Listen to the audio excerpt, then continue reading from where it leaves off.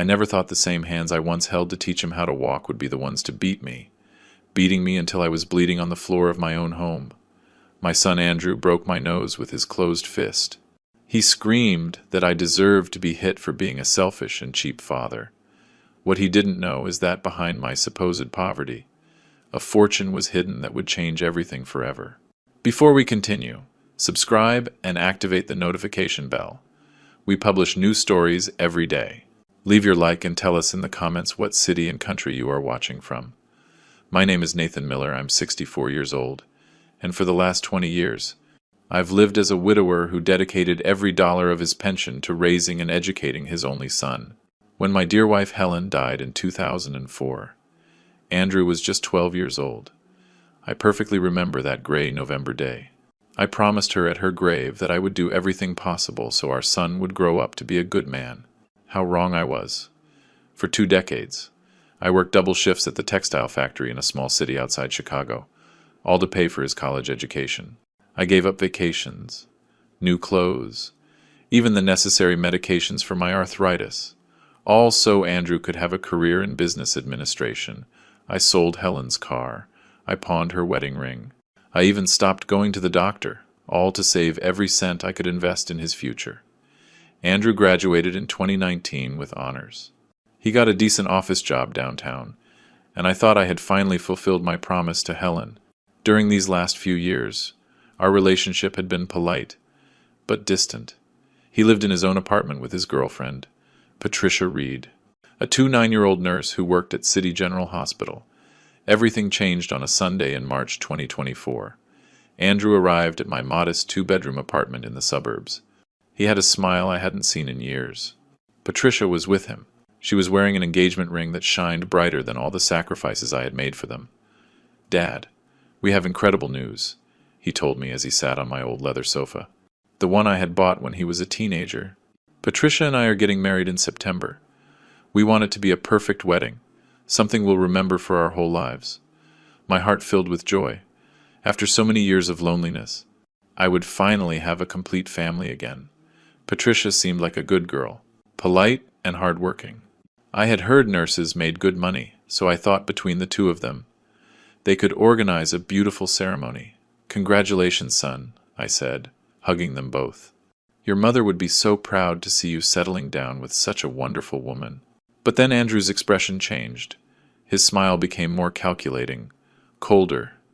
"Dad, we need to talk about something important," he said. Patricia nodded beside him. "We've been planning the wedding, and between the venue, the catering, the decorations, the photographer, and everything else, we need $20,000. My world stopped completely. $20,000. That number echoed in my head like a hammer hitting steel. At that moment, I made a decision that would change our lives forever. I decided to lie about my real financial situation, to test my son's true character. "Andrew, my son," I said, my voice trembling, faking a worry I didn't feel. "You know my pension is barely $800 a month, with house expenses, food, medicine. I don't have that kind of money." The reaction was immediate and brutal. "What do you mean you don't have money?" Andrew exploded, getting to his feet. "You've had 20 years to save. What do you spend it all on? What do you waste your pension on?" Patricia, who had been silent until then, joined the accusations. "Nathan, with all due respect, other fathers sacrifice for their children's weddings. My father already promised us $5,000, and he earns less than you. Listen to me," I tried to explain, maintaining my act. "I can help you with $5,000. If you give me a few months to get it together, I'll have to take out a loan." "But $5,000, Andrew yelled, with a fury I had never seen in him. "Patricia, did you hear that? My own father, who says he loves me more than his own life, is offering me scraps for the most important day of my existence." At that moment, seeing the boundless anger in my son's eyes, I knew I had made the right decision to test him. The person in front of me was not the boy I had raised with so much love and sacrifice. He was a stranger who saw me only as a source of money. What neither of them knew is that in my secret account at a major national bank, inherited from Helen, sat $200,000. Money I had kept hidden for 2 decades, waiting for the perfect moment to use it. That moment had arrived, but not in the way Andrew expected. The days following that conversation were a nightmare I never imagined living. Andrew started calling me 3 times a day, each conversation more aggressive than the last. His tone had changed completely. He was no longer my loving son, but a stranger who spoke to me as if I were his employee. Dad, Patricia and I have been calculating the expenses. He told me during one of those phone calls. On a Wednesday afternoon, the La Favorita Hall in the next town over costs $8,000, just for the rental. The menu for 150 guests is another $7,000. The professional photographer we want charges $2,500. The band, another $2,000. And that's not even counting the wedding dress, the flowers, the invitations. I maintained my act of a father worried about money. Son, I understand you want a beautiful celebration, but those numbers are astronomical. Couldn't you do something simpler? Your mother and I got married on $500, and we were very happy. There's the problem, Andrew snapped. You're always comparing everything to your time. Patricia deserves a princess wedding, not the poor ceremony you had with Mom. Those words hurt me more than any physical blow. Helen and I had been so happy at our simple wedding. In the small St. John's church, she looked radiant in a white dress her own mother had sewn, and I wore the only suit I owned. But we had been surrounded by genuine love, not materialistic demands. Andrew, don't talk about your mother like that, I warned him firmly. She was an extraordinary woman who valued love above appearances. Sure, that's why she died without ever knowing luxury, he replied, with a cruelty that left me breathless. Patricia isn't going to settle for crumbs like she did. I hung up the phone, trembling with rage. How did he dare speak about Helen like that? How had I raised such a monster without realizing it? That Friday, Andrew and Patricia showed up at my door unannounced. This time, Patricia took control of the conversation. Nathan, we need to talk. Seriously, she began, settling onto my sofa as if she owned the place. I've been looking into your finances, and frankly, I don't understand where your money goes each month. Looking into my finances? I asked, in disbelief. Who gave you the right to do that? Andrew told me you received a severance package when the textile factory closed, Patricia continued, ignoring my question. That was 3 years ago. Where is that money? It was true I had received a small severance of $8,000, but I had used it to repair the roof and replace the heating system. However, I decided to continue my act. That severance pay went to medical expenses and house repairs. I lied, partially, at my age. Health problems are expensive. Medical expenses, Andrew scoffed. You barely go to the doctor because you say you can't afford it. Patricia, do you see how he lies? Besides, Patricia added with a fake smile, I spoke with my boss at the hospital. She explained that seniors get a lot of tax breaks and discounts. You should have more available money than you admit. The manipulation was obvious. This woman had been calculating my supposed income like an auditor. I realized it wasn't just Andrew who had changed. Patricia was influencing him negatively, or maybe she had simply revealed her true ambitious personality. Listen, I told them, keeping my conciliatory tone. I understand your frustration. Let me do some calculations. Maybe I can get a personal loan using the house as collateral. I could get $10,000, but I would need 6 months to organize it. $10,000, Patricia screamed, standing up. That's not even half of what we need. Andrew, your father is mocking us. Patricia is right, Andrew said, his eyes bloodshot with anger. Dad, other fathers sell their cars, take out loans, mortgage their houses. They do whatever it takes for their children's happiness. Andrew, I already mortgaged this house twice to pay for your college education. I reminded him, don't you remember the sacrifices I made? The nights I worked double shifts so you could have books and school supplies? That was your obligation as a father, he yelled. I didn't ask you to bring me into this world. If you decided to have me, you had to accept the consequences. His words pierced me like daggers.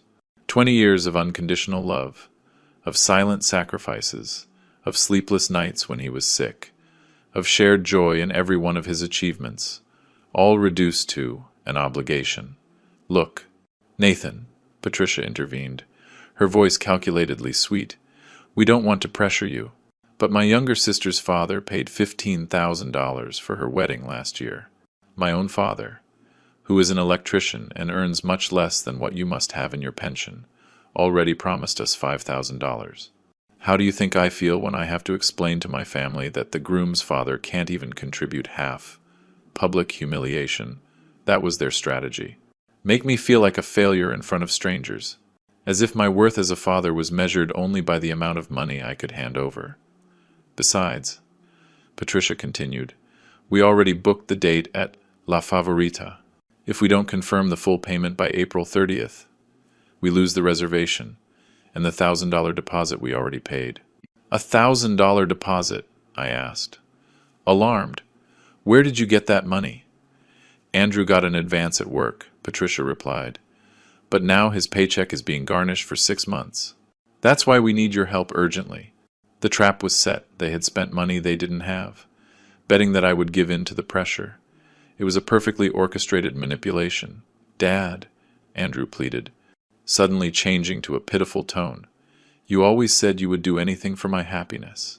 This wedding is the most important thing that has ever happened to me. Patricia is perfect for me. Don't you want to see me happy? For a moment, my father's heart almost gave in. But then I remembered his cruel words about Helen, his shouting, his irrational demands.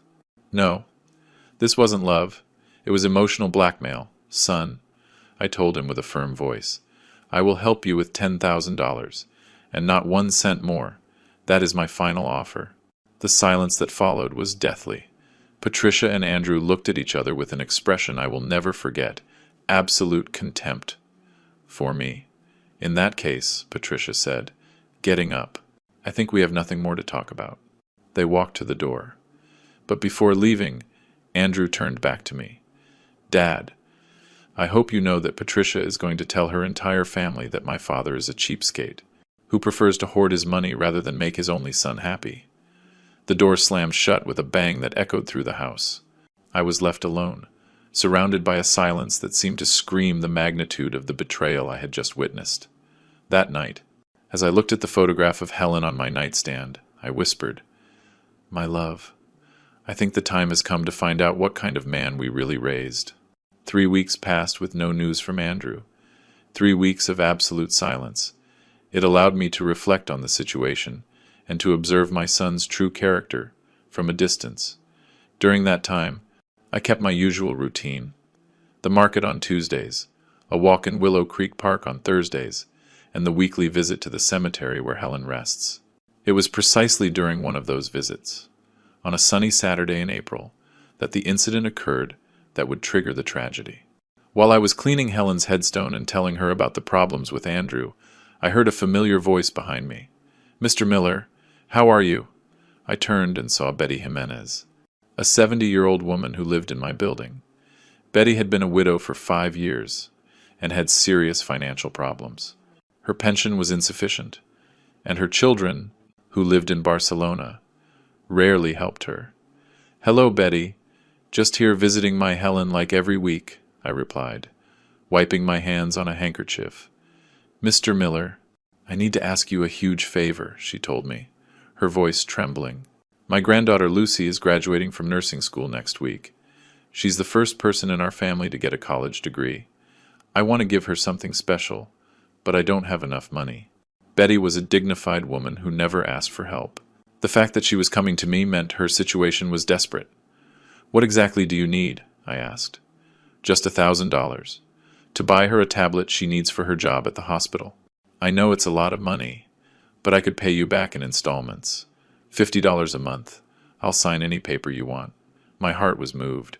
Betty reminded me of Helen, a fighter, humble, a woman who valued education above all else. Besides, $1,000 was an insignificant amount compared to the $200,000 I had saved. Betty, you don't need to sign anything or pay me back, I told her. Tomorrow I will give you the $1,000 as a gift for your granddaughter. Consider it an investment in the future of a hard-working young woman. Tears rolled down her wrinkled cheeks. "Mr. Miller, you are an angel. I don't know how to thank you." The next day, Sunday morning, I withdrew $1,000 from my bank account and gave it to Betty. She cried with emotion and blessed me over and over. Seeing her happiness filled me with a satisfaction I hadn't felt in months. However, that same afternoon, my peace was interrupted by violent pounding on my door. When I opened it, I found Andrew and Patricia. But they weren't alone. They were accompanied by a young man about 25 years old whom I didn't recognize. "Can I know what this means?" I asked them. As the three of them entered without waiting for an invitation. "Dad, this is Kevin Reed, Patricia's younger brother," Andrew said, with a smile that didn't reach his eyes. "He works at the bank where you have your account." My blood ran cold. They had been investigating my bank activity. "Mr. Miller," Kevin began, in a professional but threatening tone, "my sister told me about your financial situation, but it's curious that you withdrew exactly $1,000 in cash yesterday. A considerable amount for someone who claims not to have money for his son's wedding." The betrayal was complete. Not only had they violated my privacy, but they had used professional contacts to illegally spy on me. "How dare you investigate my bank accounts?" I exploded, with a rage I had held in for weeks. "That is illegal. What's illegal is lying to your own son," Patricia replied, brazenly. "We know you withdrew $1,000 yesterday. What did you use it for?" "My finances are my business," I responded firmly. "I don't have to explain to anyone how I spend my own money." "Yes, you do," Andrew roared, moving dangerously close to me. "I am your son. I have the right to know why you prefer to spend your money on other things before helping me on the most important day of my life." "Other things," I repeated, in disbelief. "You think $1,000 changes anything? You asked me for $20,000. "Every dollar counts," Patricia yelled. "You say you don't have money, but yesterday you spent $1,000 on who knows what. If you're so interested," I said, finally losing my patience. "I gave that $1,000 to Betty Jimenez, my neighbor, so she could buy a tablet for her granddaughter who is graduating as a nurse, a young woman who actually values education and effort." The silence that followed was deafening. The three of them looked at me as if I had confessed a crime.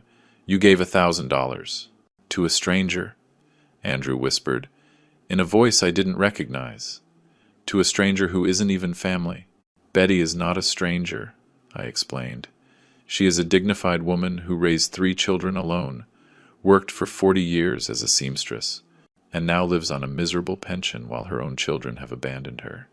Her granddaughter Lucy is an exemplary young woman who— I don't give a damn about that old woman and her granddaughter." Andrew exploded, with a violence I had never seen. "You are my father. I am your blood. How can you give money to strangers when your own son is asking you for help?" "Andrew, lower your voice," I warned him. "The neighbors are going to hear." "Let them hear," he bellowed, out of his mind.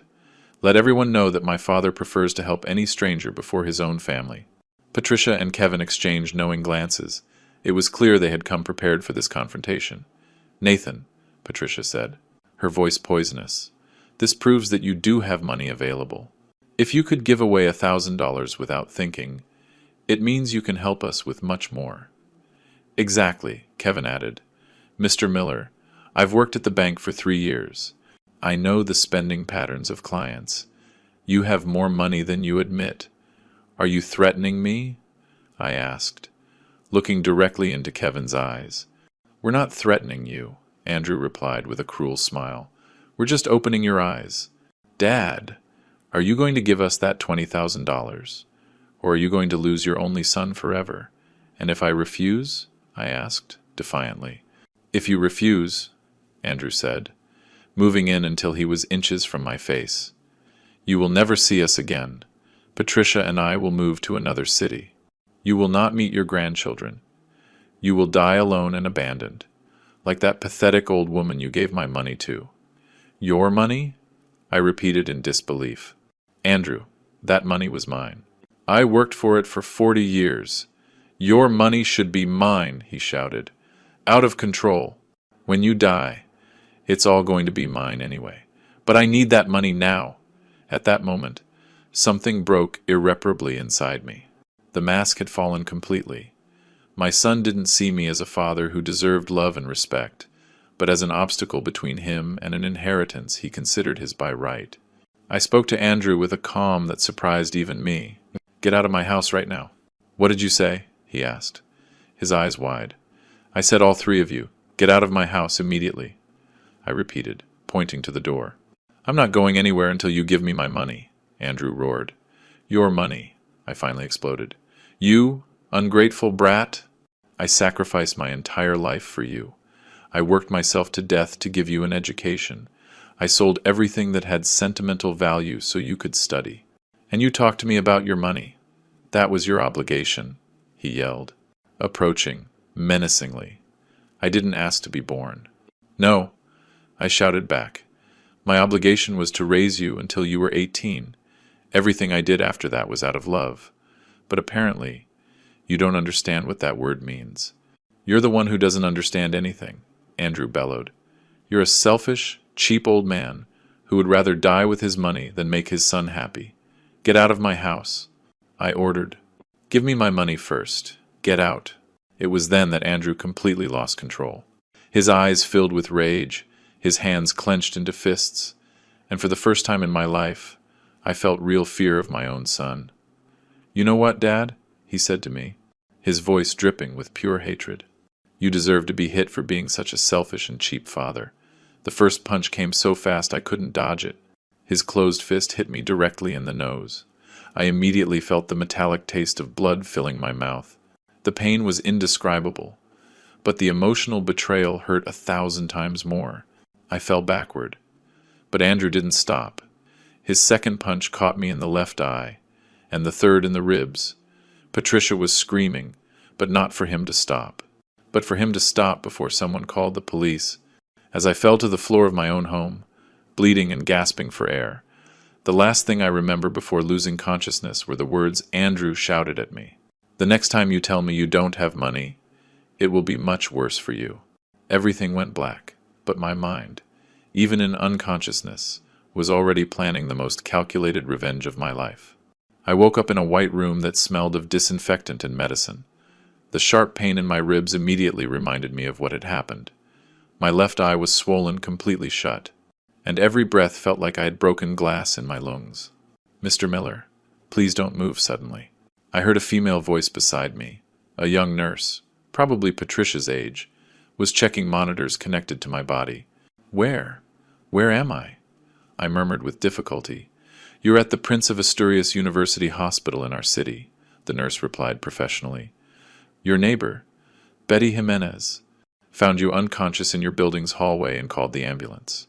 You've been here since last night. Betty, the same woman I had helped with $1,000, had saved my life." The irony was devastating. When I thought about the cruel words Andrew had said about her. "What are my injuries?" I asked, trying to sit up. But the pain stopped me. 3 fractured ribs, a severe contusion on your left eye, a minor fracture in your nasal septum, and multiple bruises on your torso, the nurse listed, writing something on a tablet. "Dr. Ramirez wants to talk to you when you feel better." As the nurse left the room, my mind began to process what had happened with terrifying clarity. Andrew had beaten me unconscious in my own home. My son, the person I had sacrificed everything for, had tried to kill me for money.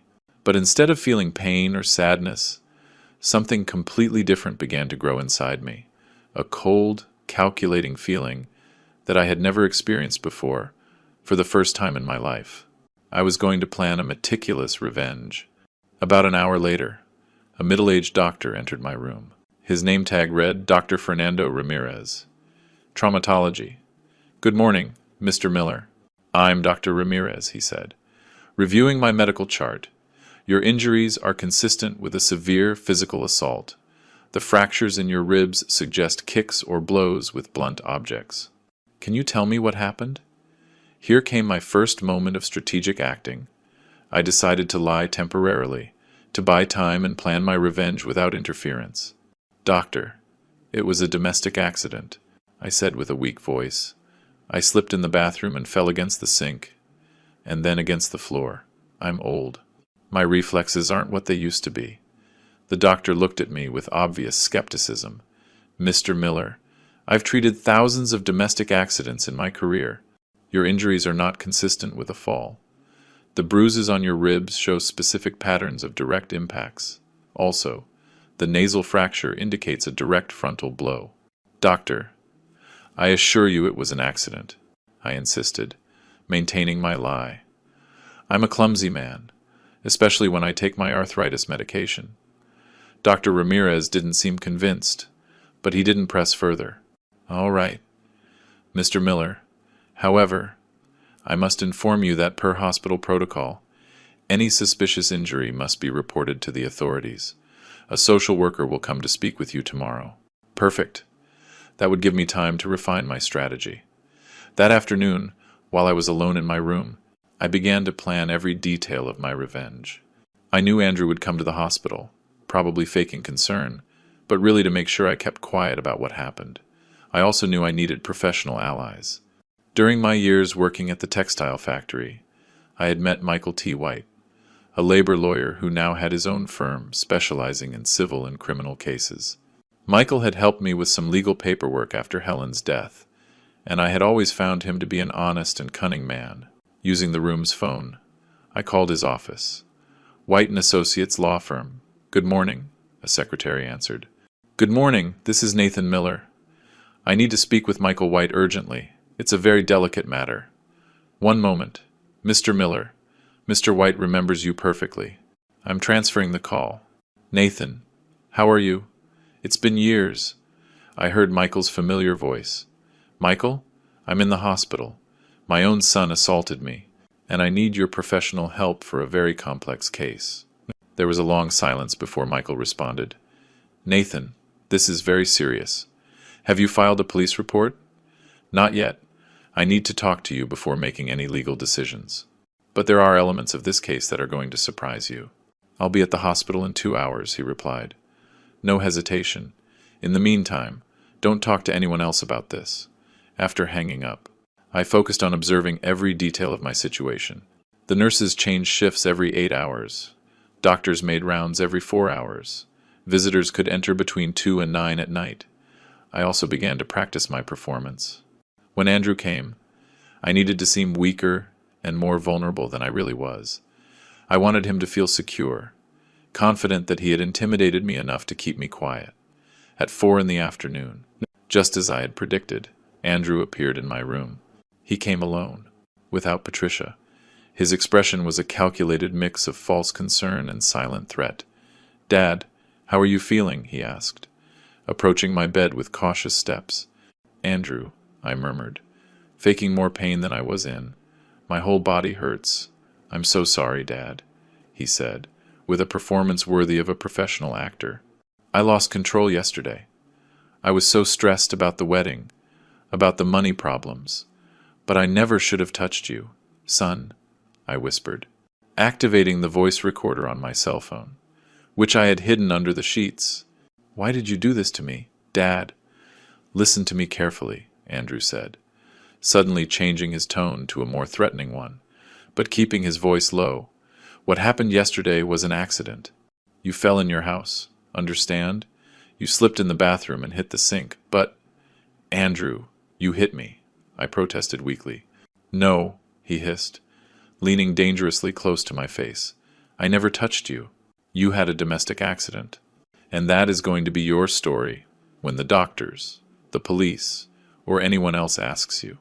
And if I don't, the mask of false concern disappeared completely. If you don't, Dad, what happened yesterday will look like child's play compared to what will happen to you. Patricia and I will disappear from your life forever. You will never meet your grandchildren. And believe me, I will find a way to make your life hell until the day you die. Andrew, please, I begged, maintaining my act. Besides, he continued with calculated cruelty, who is going to believe you? A 6'4" man accusing his own successful, respected son? Everyone will think you're senile or looking for attention. And the money for the wedding? That hasn't changed, he replied firmly. We still need that $20,000. And after yesterday, I think you've understood how important it is to us.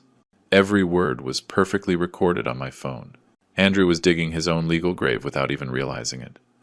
Okay, son, I murmured, my voice breaking. I'll do what you ask. I'll say it was an accident. Perfect. He smiled, satisfied. I knew you'd come around. You're a good father, after all. After Andrew left, I waited exactly 30 minutes before calling Michael again. Michael, can you come now? I have recorded evidence that is going to completely change this case. I'm on my way immediately, he replied. While I waited for my lawyer, for the first time in decades, I felt completely in control of a situation. Andrew believed he had successfully intimidated me, but in reality, he had just handed me all the legal tools I needed to systematically destroy his life. The revenge I was planning would not be emotional or impulsive. It would be cold, meticulous, and absolutely devastating. And the best part was, Andrew himself had provided the evidence to do it. Helen, wherever she was going to see how her husband finally taught their ungrateful son the true meaning of consequences. Michael T. White arrived at the hospital at exactly 6:30 in the evening. He carried a black leather briefcase and a professional digital recorder. At 52, he still had the same penetrating gaze and upright posture that had made him one of the most respected lawyers in the city. Nathan, he said, carefully closing the door to the room, before I listen to any recording, I need you to tell me exactly what happened, without omitting any details. For the next 45 minutes, I told him the whole story from the beginning. The initial request for $20,000, the illegal investigation of my bank accounts, the psychological manipulation, the help I gave Betty, and finally, the brutal beating Andrew gave me. Michael took meticulous notes in a legal pad, stopping occasionally to ask specific questions about dates, potential witnesses, and available evidence. Nathan, he said, when I finished my story, what you're describing constitutes several serious crimes: physical assault with injury, threats, domestic violence, and possibly extortion. But before we proceed, I need to hear that recording you mentioned. I played the full conversation I had recorded during Andrew's visit. Michael listened in absolute silence, his expression growing more serious as the recording progressed. My God, he murmured when the playback finished. Nathan, your son just confessed to multiple crimes on a recording that is perfectly admissible as evidence in court. We have explicit threats, intimidation of a domestic violence victim, and an indirect admission of the assault. But that's not all, Michael, I said, pulling out a folder I had kept hidden. Over the years, I've kept all the documents of the sacrifices I made for Andrew. His college invoices, receipts for books, my own medical expenses that I postponed to pay for his studies, even the receipt for the sale of Helen's wedding ring. Michael carefully reviewed each document. This is pure gold for the case. It shows the pattern of paternal sacrifice and the extreme ingratitude of the aggressor. But there's something else I need to know. Nathan, are you really in serious financial trouble? Here came the moment to reveal my most guarded secret. Michael, I need this to remain under absolute attorney-client privilege until we decide how to use it strategically. Of course, everything you tell me is protected by privilege. I have $200,000 in a savings account at a major national bank. It's the inheritance Helen left me when she died. But I never mentioned it to Andrew, because I wanted him to learn the value of effort and work. Michael was completely still for several seconds. Are you telling me you pretended to be poor for 20 years to educate your son? Exactly. I wanted Andrew to value what he had, to understand that money is earned with sweat and sacrifice. But apparently, I failed as a father and educator. Nathan, Michael said, with obvious admiration. You didn't fail. Your teaching strategy was brilliant. Andrew is the one who failed. By not learning the values you tried to teach him, how can we use this information? Michael began to pace the small room, clearly devising a legal strategy. We have several options, but I suggest a multi-phased approach. First, we need more evidence of the threats. And Andrew's pattern of aggressive behavior. What kind of evidence? Witnesses who have seen his behavior changes, records of his illegal investigation of your bank accounts, and if possible, more recordings of future threats. At that moment, I remembered a crucial detail. Michael, Betty Jimenez, my neighbor. She heard the entire argument before the assault. She lives in the apartment next to mine, and the walls are thin. She was also the one who called the ambulance. Perfect. We need her official testimony. What else? Kevin Reed, Patricia's brother who works at the bank. He admitted to investigating my bank activity. That is completely illegal under financial regulations. Michael smiled for the first time since he had arrived. Excellent. That gives us another line of legal attack. Violation of banking privacy. Misuse of confidential information. Possible professional misconduct if he used his position to obtain private data. And what do we do about the secret money? That will be our final trump card, Michael explained, organizing his notes. But we need to use it at the perfect moment, to maximize the psychological and legal impact. When would that be? When Andrew is completely legally compromised, when he has lied under oath about his motivations, and when he thinks he has won, then we will reveal that you always had the money he coveted, but that you chose not to give it to him, because his behavior proved he didn't deserve it. The strategy was brilliant, but there was one element that worried me. Michael, what if Andrew decides not to visit me again? What if he just disappears from my life? Nathan, based on the psychological profile you've described, Andrew will be back. Domestic abusers, especially when the victim is an older family member, always return to ensure they maintain control.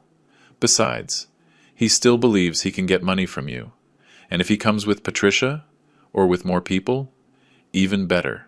More witnesses to his aggressive and threatening behavior. But we need to prepare the scene carefully. Michael took out his professional recorder and placed it on my nightstand. This recorder has 8 hours of capacity and forensic audio quality. Every time someone related to this case comes, you activate it discreetly. Is it legal to record without consent? In our state, recordings made by one party to the conversation are admissible as evidence, especially in cases of domestic violence or threats. You are documenting potential future crimes. When do we file the official complaint? Not yet, Michael responded emphatically. First, we need to build an absolutely solid case. We want that when we file the complaint, it will be impossible for Andrew to escape the consequences. What do I do in the meantime? You are going to continue pretending to be intimidated and willing to give in to his demands. But every conversation, every threat, every manipulation will be recorded. We are building a file that will not only protect you, but will ensure that Andrew faces the maximum possible legal consequences. Michael stood up and packed his documents. Nathan, one more question. After all this, after seeing your son's true nature, are you prepared for the emotional fallout of what we are about to do? Michael, I replied, with a determination I hadn't felt in years. The Andrew I raised and loved died yesterday, when he hit me in my own home. The person who came today to threaten me is a dangerous stranger who just happens to share my last name. Perfect. Then tomorrow I will begin the preliminary investigation. I will discreetly contact Betty Jimenez for her testimony, and I will investigate Kevin Reed's banking irregularities. And what do? You recover. You act like the intimidated victim Andrew thinks you are, and you document every future contact. When we have enough evidence, we will proceed with a lawsuit. It will include criminal charges for assault, threats, domestic violence, and a civil case for damages that is going to cost your son a lot more than the $20,000 he wanted so badly. After Michael left, I was alone in the hospital room, but for the first time in weeks, I felt completely calm. I was no longer the helpless victim of an abusive son. I was now the architect of a legal revenge that would be as meticulous as it was devastating. That night, as I looked out the window at the lights of the city, I remembered the words Helen used to say to me when Andrew was little and misbehaved. Nathan, sometimes, true love requires harsh consequences. I had finally understood, completely, what my wife meant. The next morning, Michael called me with news that exceeded my most optimistic expectations. His voice sounded excited and professionally satisfied. Nathan, the preliminary investigation has revealed information that is going to completely change this case. he told me. Without preamble, can you speak freely now? Yes.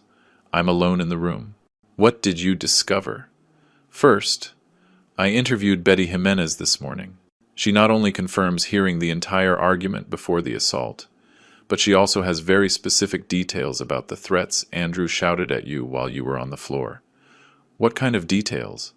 According to Betty, after you lost consciousness, Andrew yelled something at Patricia like, "The next time he refuses to give me my money, I'll break more than just his ribs."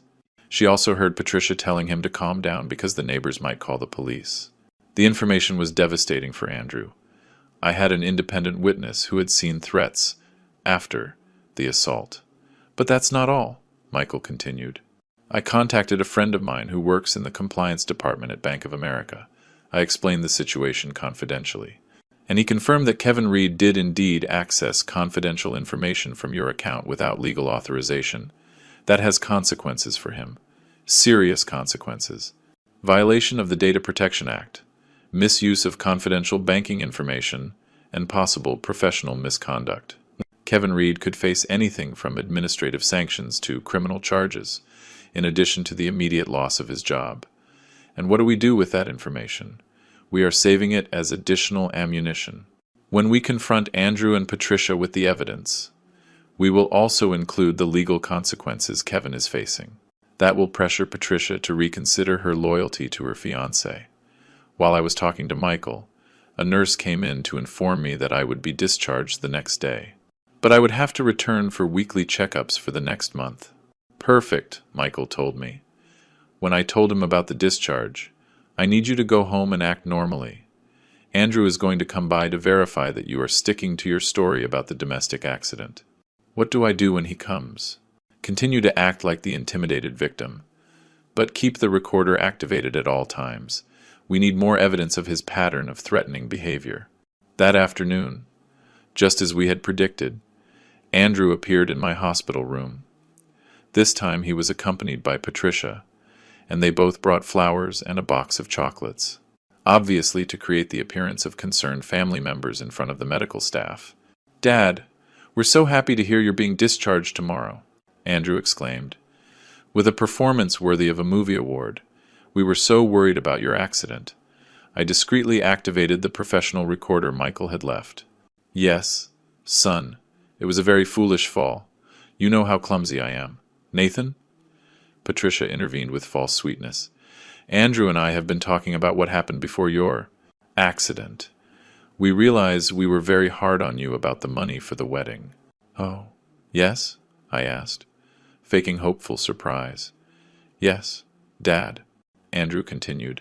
"We understand your financial situation is complicated, so we've decided to lower our expectations." "What do you mean?" Patricia spoke up. "We've recalculated the wedding expenses. We can have a more modest celebration with just $15,000 instead of $20,000. The $5,000 reduction sounded generous on the surface, but it was still an amount they believed I couldn't easily afford. "Son, that's still a very high amount for me," I told them, maintaining my act. Andrew got closer to my bed and lowered his voice, but not low enough to prevent the recorder from capturing every word. "Dad, listen to me. After what happened the other day, I think we both understand the situation.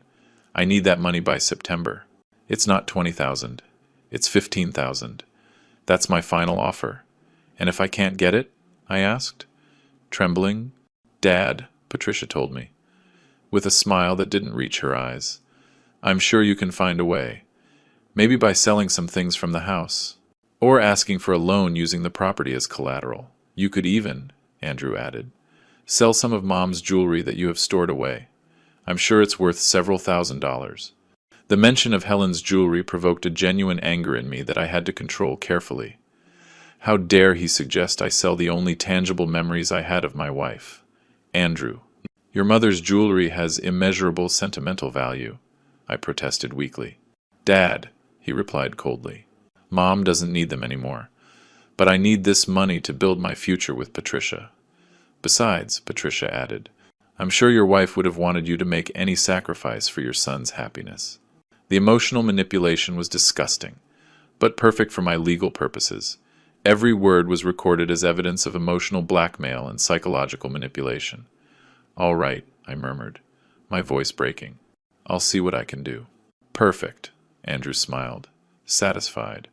"But Dad, I need you to understand something very important. The deadline to confirm the venue is May 15th. That gives us exactly 3 weeks.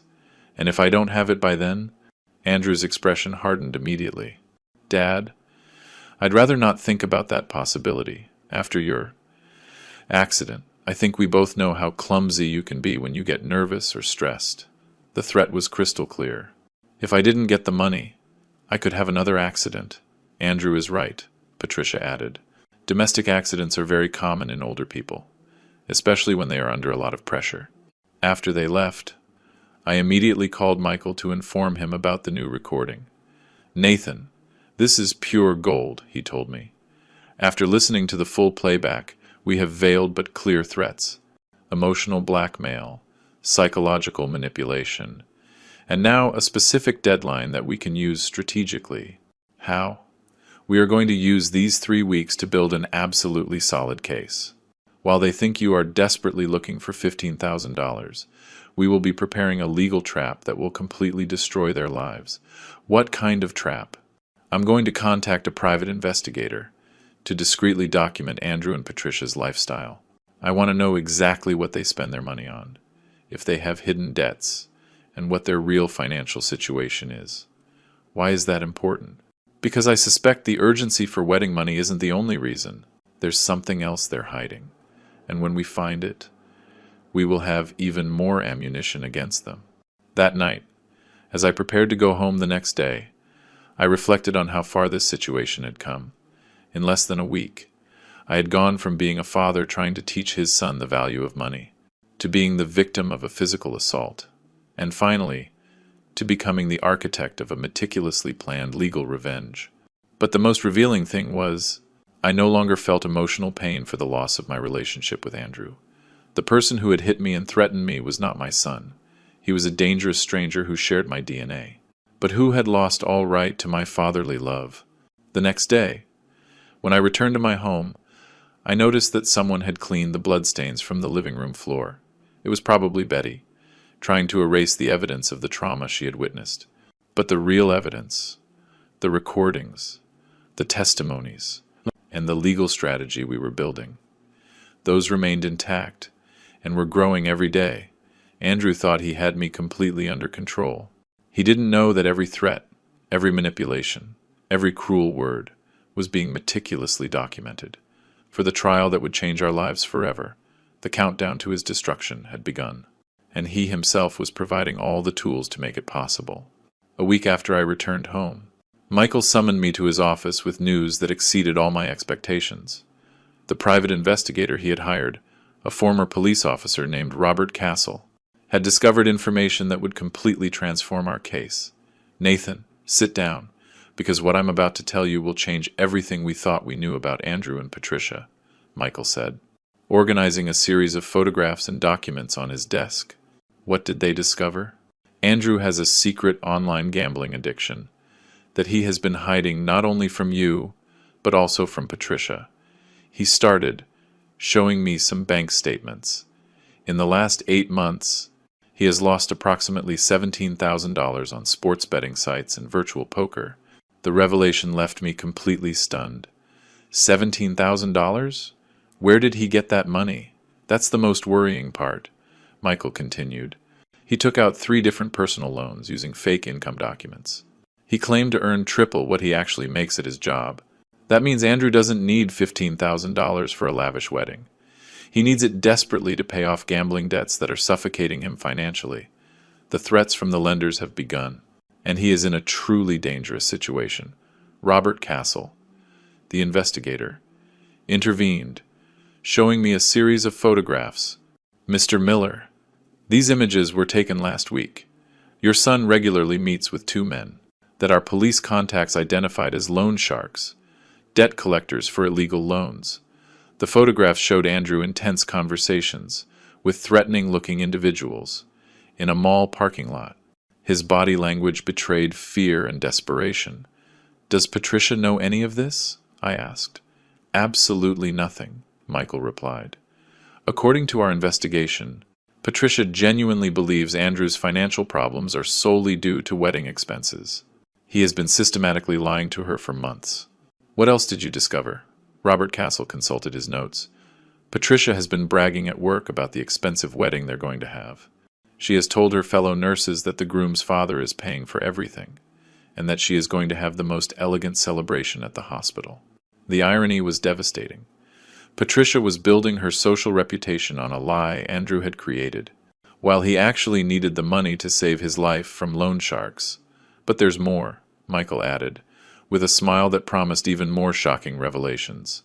Kevin Reed, Patricia's brother who violated your banking confidentiality, also has serious problems. What kind of problems? Our contact at the bank confirmed that Kevin has been under internal investigation for 3 months for irregularities in handling confidential client information. Your case is not the only one. There are at least 5 similar complaints. What does that mean for him? It means he is going to be fired immediately, when the bank completes its investigation, probably within the next 2 weeks. In addition, he will face criminal charges for systematic violation of banking privacy. The web of lies and illegal behavior was much more extensive than I had imagined. Not only was Andrew guilty of assault and threats, but he had also dragged his future in-laws into criminal activities. Michael, how do we use all this information strategically? We are going to set a perfect trap, he explained, organizing the documents in chronological order. When the May 15th deadline they set arrives, you are going to call Andrew and Patricia for a meeting at your house. What kind of meeting? You are going to tell them you have the money, but that you want to talk about the terms of the loan. During that conversation, we are going to confront them with all the evidence we have collected. Robert Castle added, we will have hidden cameras recording the entire confrontation, and I will be monitoring from Betty's apartment to ensure your physical safety. And after, Michael smiled, we are going to simultaneously file a criminal complaint for assault, threats, and extortion, a civil lawsuit for damages, and we are going to hand over all the information about Kevin's banking irregularities to the proper authorities. But I want something more, I told them, with a determination that surprised me. I want Patricia to know exactly what kind of man Andrew is, before it's too late for her. Are you sure? Michael asked. Patricia actively participated in the threats and psychological manipulation against you. Yes, but she did it based on Andrew's lies. She believes I'm being selfish with money I don't really have. She doesn't know that Andrew is a gambling addict who is using her to pay off dangerous debts. Robert Castle nodded. Mr. Miller is right. Patricia is also a victim of Andrew's manipulations. She deserves to know the truth before she marries him. Perfect, Michael concluded. Then we will modify the strategy. During the confrontation on May 15th, we will gradually reveal all of Andrew's lies in front of Patricia. First, the gambling debts. Then, the threats against you. And finally, I continued, I will reveal to them that I always had the money they needed, but I decided not to give it to them, because their behavior proved they didn't deserve it. The following days were a strange mix of anxiety and anticipation. Andrew called me every 2 days to check on my progress in getting the money, and each conversation was more threatening than the last. Dad, I hope you're taking the deadline seriously, he told me during one of those calls. Patricia is already nervous because we haven't confirmed the venue, and I'm starting to lose patience with you. Son, I'm doing everything I can, I would reply, maintaining my act of a desperate father, but getting $15,000 isn't easy at my age.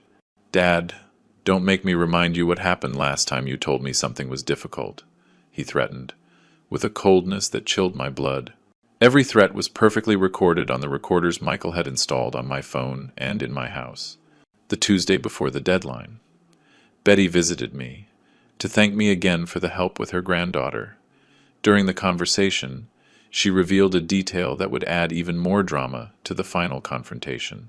Mr. Miller, I don't know if I should tell you this, but on Monday I saw your son Andrew talking to some very rough-looking men in the building lobby. She told me, clearly concerned. What kind of conversation? I couldn't hear everything, but one of those men told him something like, You have until Friday to bring the full amount, or the consequences will be permanent. Your son looked terrified. Mr. Miller, the information confirmed our suspicions. The loan sharks were pressuring Andrew with serious threats, and he was transferring that pressure to me through violence and emotional blackmail. Betty, would you be willing to testify about what you saw and heard? Of course, Mr. Miller, after how you helped me with Lucy. I would do anything for you. That night, as I mentally reviewed all the elements of our strategy, I realized we had built an absolutely devastating legal case. I had recordings of direct threats, testimonies from independent witnesses, evidence of bank fraud, documentation of a gambling addiction, and proof of systematic psychological manipulation. But more importantly, I had the trump card that would change everything. The $200,000 I had kept secret for 20 years, waiting for the perfect moment to use it as a life lesson. The moment had arrived. In 3 days, Andrew would discover that he had destroyed his relationship with his father, his future marriage, his professional career, and his freedom, all for money that had always been available, if he had only proven he deserved it. Justice, sometimes, has a sense of drama so perfect, it seems like fiction. May 15th arrived with a persistent rain that seemed to foreshadow the storm about to break in my house.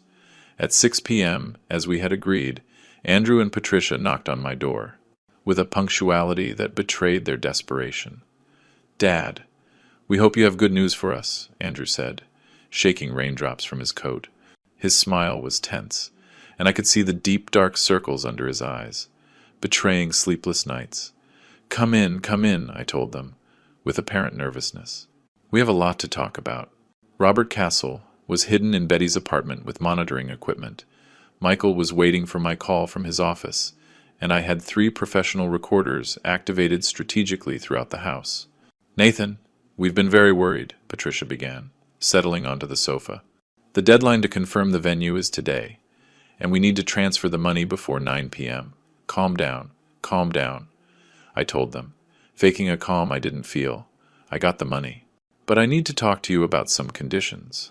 Andrew's eyes lit up immediately. "You got the $15,000? Where did you get it?" "Well, son, I had to make some financial arrangements. I took out a mortgage loan, using the house as collateral." "Perfect," Patricia exclaimed, clapping. "We knew you'd find a way. Fathers always find a way to help their children. But there are conditions," I continued. "Preparing for the first phase of the confrontation, the bank requires complete documentation on what the money will be used for. I need you to explain all the wedding expenses to me in detail." Andrew and Patricia exchanged a nervous glance. "What kind of documentation?" Andrew asked. "Invoices for the hall, catering quotes, contracts with vendors. Everything must be justified, because if I don't pay the loan back on time, I could lose the house." "Dad, why are you making things so complicated?" Andrew protested, with growing irritation. "We told you we needed $15,000 for the wedding. Don't you trust your own son?" "Of course I trust you, Andrew. But after what happened a few weeks ago, after my accident, I'm a little nervous about money issues." Patricia leaned forward. "Nathan, we understand your caution, but we really need that money today. The venue is already reserved. We've paid deposits to several vendors." "What vendors?" I asked, feigning innocence. "Could you show me the receipts?" "Receipts?" Andrew stammered. "Dad, we don't carry receipts around with us. It's just that, you see." I continued my act. "The bank also asked for information about the groom's financial situation. They had to do a basic credit check." The silence that followed was telling. Andrew turned visibly pale, and Patricia looked at him with growing confusion. "Credit check?" Patricia asked. "Why do they need that?" "Well, Patricia," I explained, "when a retiree applies for such a large loan, the bank investigates if there's a risk that the final beneficiary could assume the debt in case of problems." "What do you mean by that?" Andrew asked, his voice trembling. "Andrew, the bank discovered some irregularities in your credit history." Patricia turned to her fiancé. "Irregularities? What is your father talking about?" It was the perfect moment to begin the gradual reveal. "Patricia, did you know Andrew has 3 active personal loans, totaling $17,000, What? Patricia shouted, jumping up from the sofa. Andrew, what is your father talking about? Dad, I don't know what you're talking about, Andrew lied. Desperately. That's confidential information the bank can't disclose. You're right, son. The bank didn't tell me. But a private investigator did. I pulled out the folders Michael had prepared and placed them on the coffee table. Patricia, here are bank statements, online betting records, and photographs of Andrew meeting with loan sharks. Patricia took the documents with trembling hands. As she read, her expression changed from confusion to disbelief and finally to absolute fury. $17,000 on sports betting. She read aloud. Online poker? Andrew, what the hell is this? Patricia, let me explain, Andrew began, but she cut him off violently. No, don't explain anything. You've been lying to me for months. You told me we needed money for the wedding, but you really need money to pay gambling debts, Patricia. Please, calm down, Andrew pleaded. Calm down, Andrew? You've put our future at risk. For an addiction you hid from me. It was then I decided to add more fuel to the fire. Patricia, there's something else you need to know. The men Andrew is meeting with are not legal lenders. They are illegal loan sharks, who have threatened permanent consequences if he doesn't pay by Friday. Permanent consequences? Patricia whispered, in horror. Andrew, are you in physical danger because of these debts? Andrew could no longer maintain his lies. Patricia, yes, I have some problems with gambling, but this will all be fixed when my father gives us the money for the wedding. The wedding! Patricia screamed, out of her mind. There is no wedding. Andrew, I am not marrying a lying, gambling addict, who has been deceiving me for months. Patricia, please, don't do this. We can fix this together. Together? You didn't trust me enough to tell me about your problems, but you trusted me enough to manipulate your father and get money. Andrew turned to me in desperation. Dad, give them the money. You can see Patricia is going to leave me if I don't fix this now.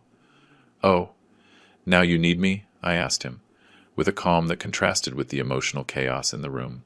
After beating me unconscious, after threatening me repeatedly, after calling me selfish and cheap.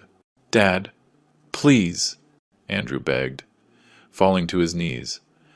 I'm sorry for everything. I was desperate. The loan sharks are going to kill me if I don't pay. Patricia, who had been watching this pathetic plea, turned to me. Nathan, your son hit you? Physically? Patricia, didn't he tell you about my domestic accident? I took out my phone and played one of the recordings, where Andrew clearly admitted the threats and the assault. Patricia's voice trembled as she listened.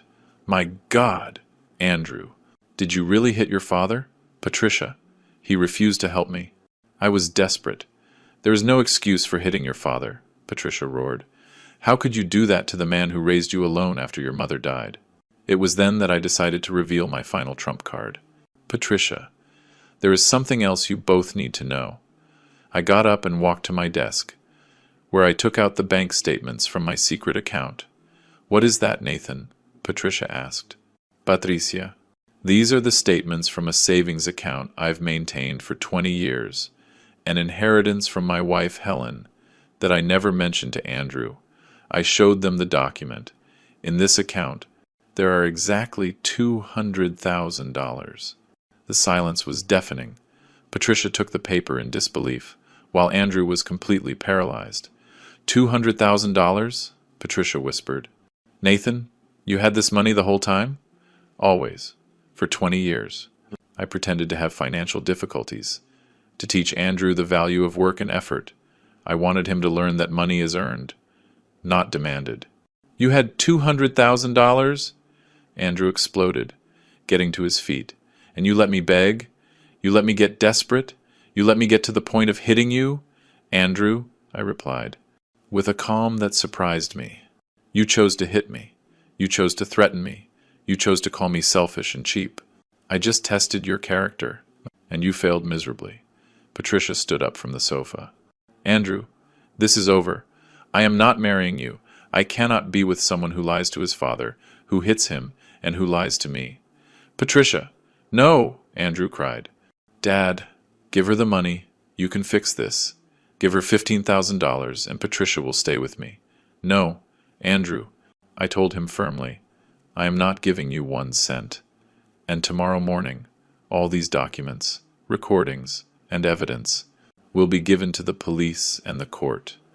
Andrew's expression changed from pleading to homicidal rage. You're going to report me?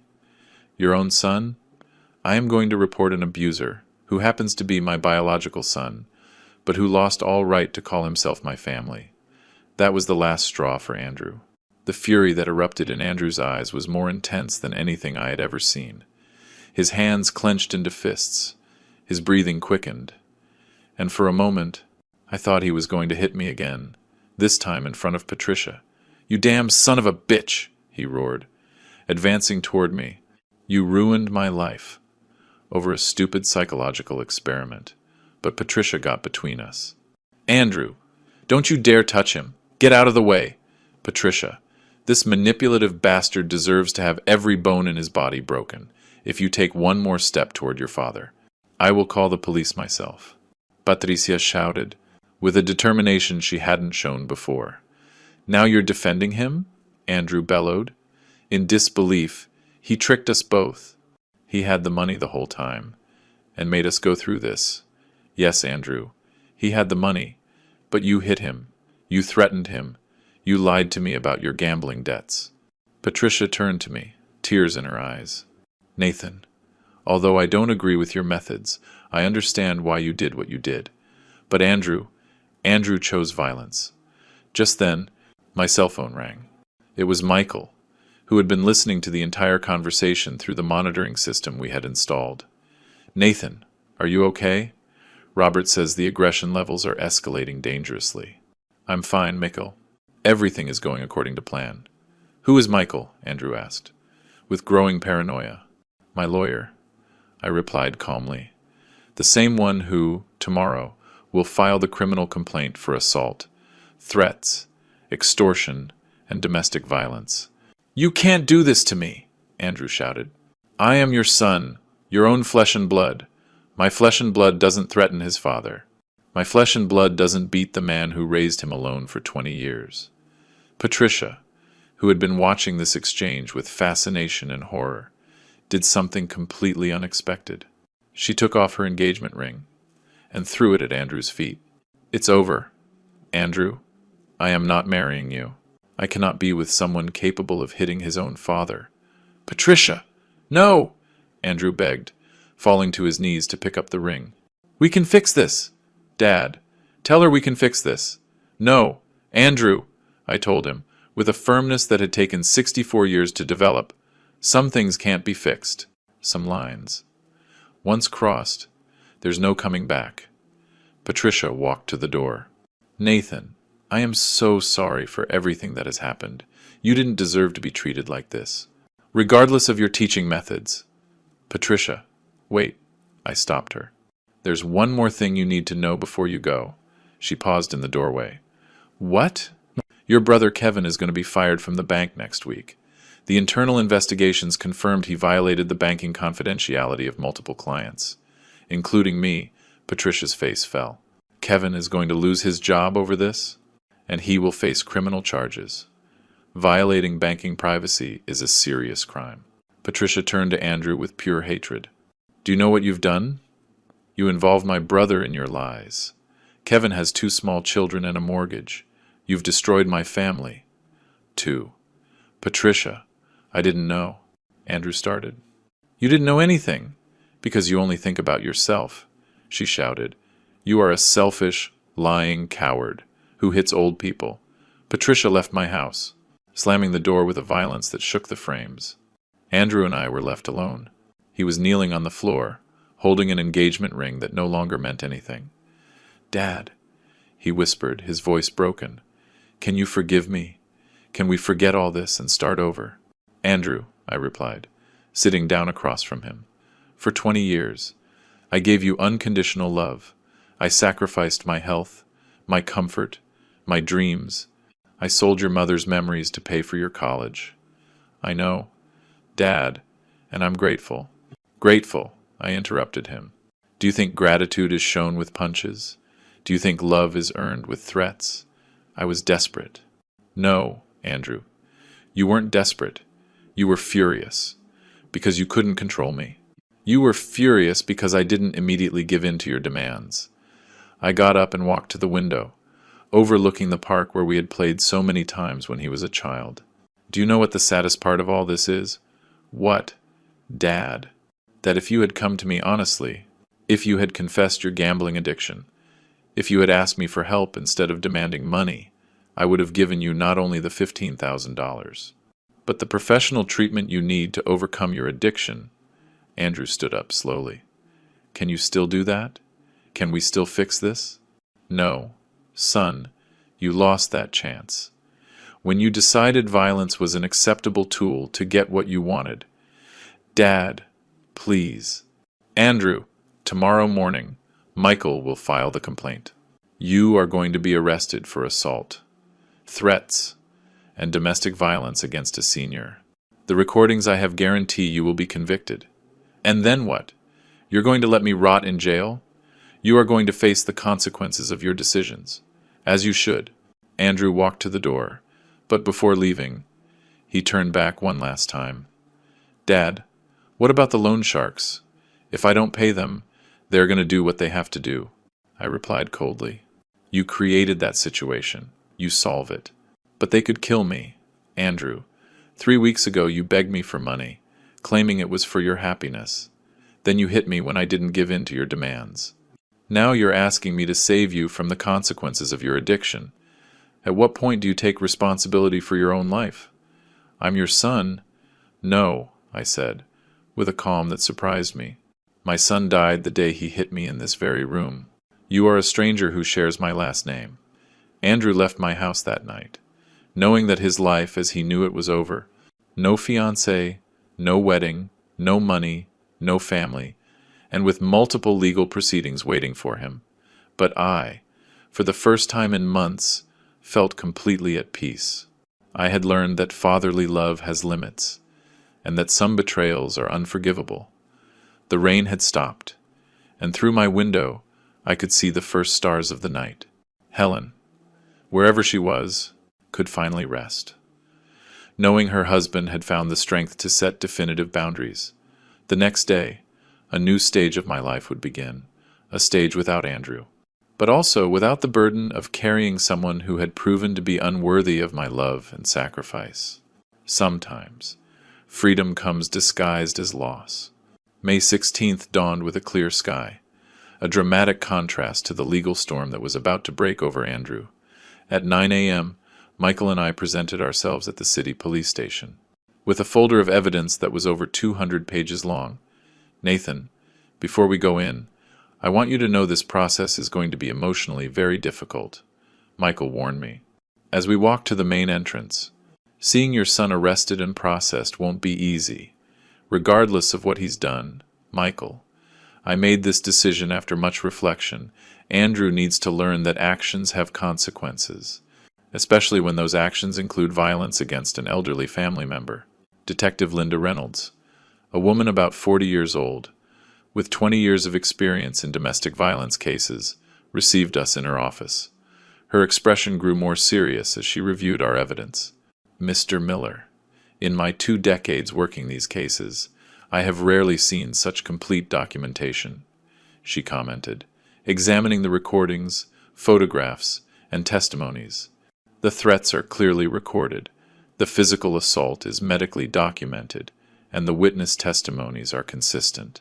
Detective, what is the procedure? Michael asked.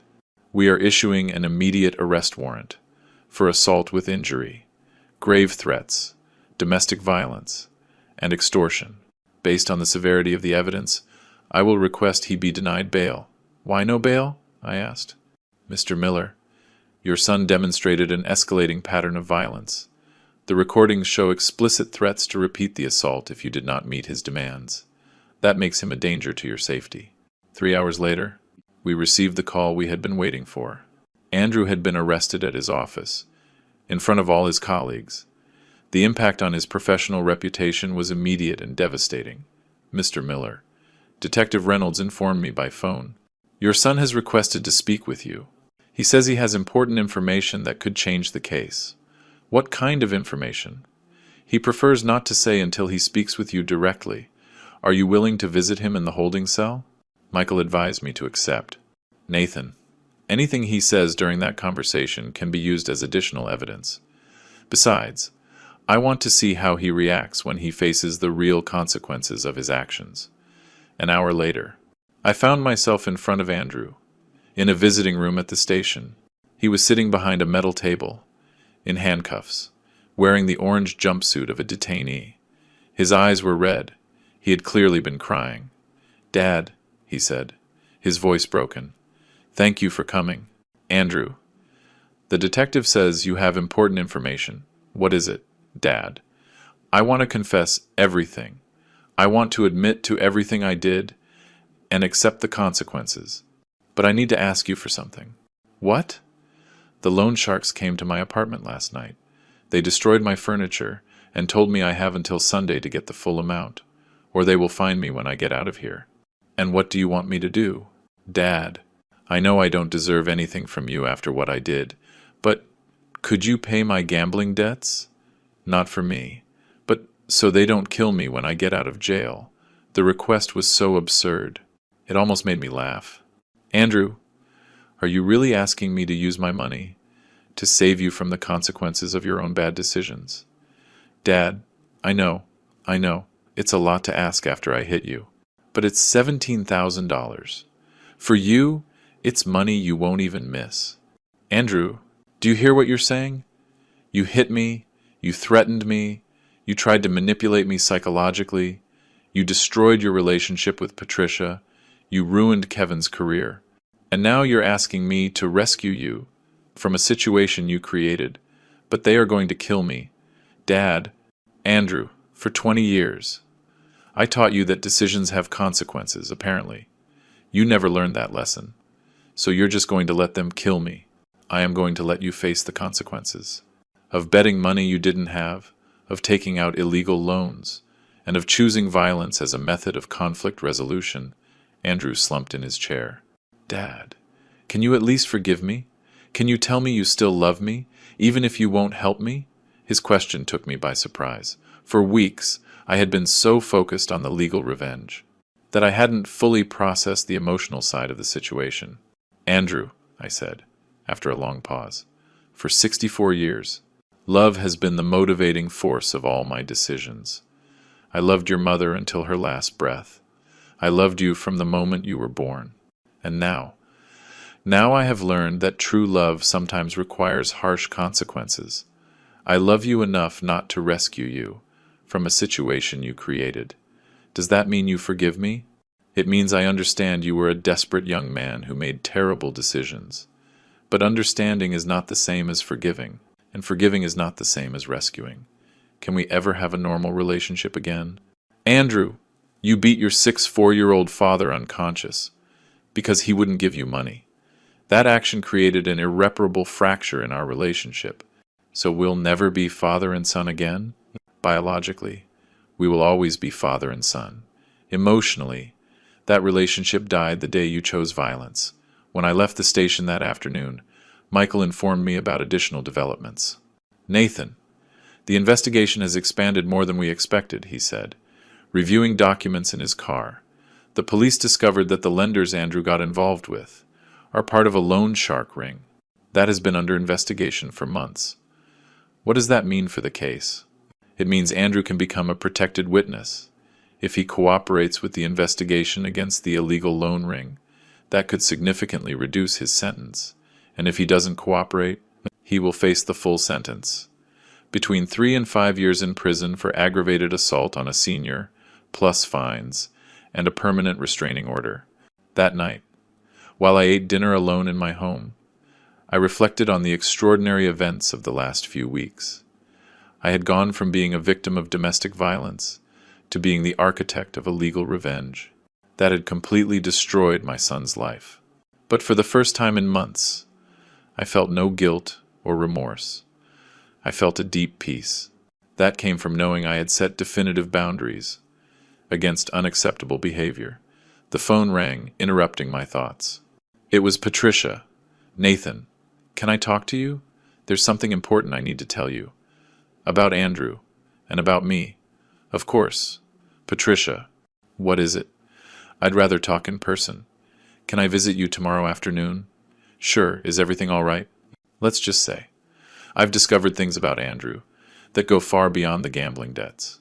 Things that will significantly impact the legal case. After hanging up, I stared out the window at the nightlights of my neighborhood. Tomorrow would bring new revelations, but tonight I felt completely calm, knowing I had made the right decisions. Sometimes justice arrives slowly, but when it does, it is absolutely relentless. Patricia arrived at my house the next day, at exactly 4 in the afternoon, but she was accompanied by an older woman I didn't immediately recognize. Her expression was serious, and she carried a folder similar to the ones Michael used for important legal documents. Nathan, I'd like you to meet my mother, Linda Reed, Patricia told me as they entered. She wanted to meet you personally after everything that has happened. Linda Reed was a woman about my age, with perfectly gray hair, and a look that denoted decades of facing difficulties. Her presence commanded immediate respect. Mr. Miller, Linda said, extending her hand. I am so sorry for what my for what my family put you through, but after what Patricia told me yesterday, I needed to come personally to apologize, and to inform you of something that will completely change this case. What is it? I asked, offering them a seat in the living room. Patricia opened her folder and took out a series of documents. Nathan, after our confrontation the other day, I decided to investigate everything related to Andrew on my own. What I discovered is much worse than any of us imagined. Worse in what way? Andrew doesn't just have gambling debts. He has also been systematically scamming the elderly for the last 8 months. The revelation left me completely stunned. Scamming the elderly? How? Linda Reed spoke up. Mr. Miller, my son Kevin, before he was fired from the bank, confessed something terrible to me. Andrew asked him for bank information, not just on you, but on other elderly clients with large savings accounts. For what purpose? Andrew contacted these seniors, posing as a financial advisor, Patricia continued, showing me printed documents. He told them their bank accounts had been compromised, and that they needed to transfer their money temporarily to a safe account that he managed. My God, I murmured, reviewing the evidence. How many people did he scam so far? We have identified 7 victims, Linda replied. The total amount stolen exceeds $40,000. How did you discover this? Patricia explained. After I broke off our engagement, I contacted some of the victims, who appeared in the bank documents you showed us. An 82-year-old woman, Mrs. Hope, told me that a very polite young man had called her, claiming to be an advisor from the bank, and that she needed to transfer $5,000 to protect her savings from hackers. And she believed him? Not only did she believe him, Linda added, with indignation, but Andrew personally went to her house to help her with the transfer. He exploited the trust of an elderly widow to steal her life savings. The magnitude of the betrayal completely overwhelmed me. Not only had I raised a son capable of hitting his own father, but also a predator who systematically preyed on vulnerable people. Why are you telling me this? I asked them. Because we want you to know that you are not Andrew's only victim, Patricia replied. And because we believe you deserve to know the complete truth about the man you raised. Besides, Linda added, all of these victims are going to testify at the trial. Andrew won't just face charges for assault, but also for multiple counts of fraud, identity theft, and financial abuse of the elderly. Linda handed me another document. Mr. Miller, the 7 victims have decided to file a joint lawsuit against Andrew. The total sentence could exceed 10 years in prison. 10 years? I repeated, in disbelief. At least, Patricia confirmed. And that's not counting the financial restitution he will have to pay to all his victims. At that moment, the phone rang.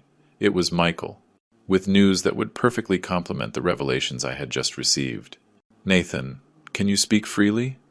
Yes, I'm with Patricia and her mother. They just brought me very important information about additional cases of fraud. Perfect, because I have related news. The police intercepted communications between Andrew and the illegal loan ring. Apparently, he promised to pay his debts with money he would get from his rich father and other stupid old people. That's recorded? Completely documented. Andrew not only admitted his plans to extort you, but he also described in detail his methods for scamming other seniors. Patricia and Linda exchanged looks of astonishment as they listened to my phone conversation. Michael, what does this mean for the case? It means Andrew is going to face federal charges for organized fraud against the elderly. The district attorney is considering classifying it as racketeering, due to the systematic pattern of his scams. After hanging up, I sat in silence for several minutes, processing the magnitude of what I had discovered. The son I had raised with so much love and sacrifice was not just a domestic abuser, but a predator who specialized in victimizing the elderly. Mr. Miller, Linda said gently, I know this must be devastating for you, but there's one more thing you need to know. What else could there be? Patricia and I have been talking to the other victims. They all agree on one thing. Andrew constantly mentioned to them that he had learned about financial responsibility from his father, who was a very hard-working and honest man. What do you mean? He used your reputation and the values you taught him as a manipulation tool, Patricia explained. He told his victims he came from an honorable family, that his father had taught him to help older people with their finances. The irony was brutal. Andrew had twisted every lesson of honesty and integrity I had tried to teach him, turning them into weapons to victimize the most vulnerable. Patricia, I said, why did you decide to help me with this? You could have just walked away from this whole situation. Because you didn't deserve any of what Andrew did to you, she replied with determination, and because the other victims deserve justice. Too, Linda added. Mr. Miller, my son Kevin made a serious mistake by violating banking confidentiality, but he did it while being manipulated by Andrew. When we discovered the full truth about the scams, we understood that Kevin had also been a victim of manipulation. 3 weeks later, I found myself in the courtroom, surrounded by the 7 other victims and their families. The case had attracted media attention due to the systematic nature of the scams and the assault against an elderly family member.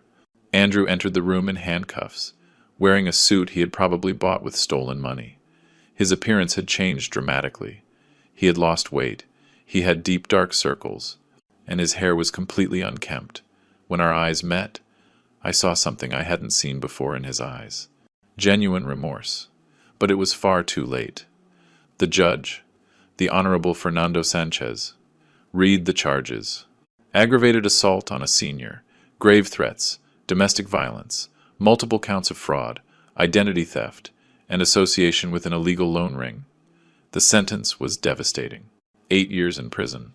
Full restitution of all stolen funds plus interest. A permanent restraining order from all victims. And a ban on managing bank accounts for 10 years after his release. When the judge asked if he had anything to say before being taken to prison, Andrew turned to me. Dad, I am so sorry for everything I did. I know I don't deserve forgiveness, but I want you to know that the values you taught me were right. I twisted them because of my own selfishness and cowardice. I did not respond. Some apologies come far too late. 6 months later, as I organized the documents to donate my $200,000 to the National Foundation for Elderly Protection, I reflected on everything I had learned. I had raised a son with unconditional love, but without firm boundaries. I had confused protection with permissiveness, and affection with a lack of consequences. But I had also learned that it is never too late to set boundaries, to demand respect, and to protect not only my own dignity, but that of other vulnerable people like me. Helen, wherever she was, could finally rest, knowing her husband had found the strength to do the right thing, even if it was the hardest thing he had ever done in his life. Sometimes, true love requires decisions that seem cruel, but are necessary, and sometimes the greatest lesson a father can give his son is to allow him to face the full consequences of his actions. Andrew would learn that lesson over the next 8 years. I had already learned that my value as a person did not depend on rescuing someone who had chosen to be my abuser. The story ends here, but the lesson will continue forever. If you liked this story, support us with a like, subscribe to the channel, and leave your opinions in the comments. To hear the next story, click on the box that appears on the left. Thank you for joining us.